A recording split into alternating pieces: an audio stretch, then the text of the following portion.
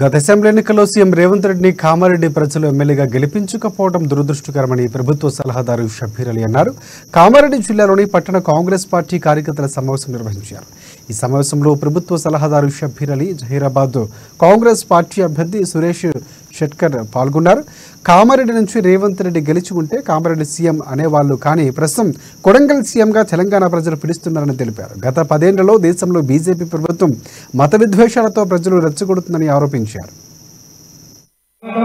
యువకులు మన జీవితాల మీద సంతోషం తీసుకొచ్చే వాళ్ళ తల్లిదండ్రులు పిల్లలంతా సంతోషంగా బతకాలా, ఇది కాంగ్రెస్ పార్టీ.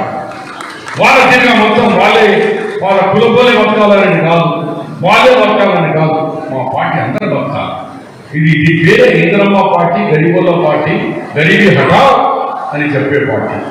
కానీ మళ్ళా గోదావరి దాని పక్క నుంచి పెద్ద పైప్ లైన్ వేసి డబల్ టిబుల్ వాటర్ తీసుకొచ్చి శామలంగా కామారెడ్డికి చేస్తాం. నమ్మకం ఉందా లేదా అని చేస్తా అంటే 20 సంవత్సరాల్లో ఏమైనా చేసిరా పాత్రలు?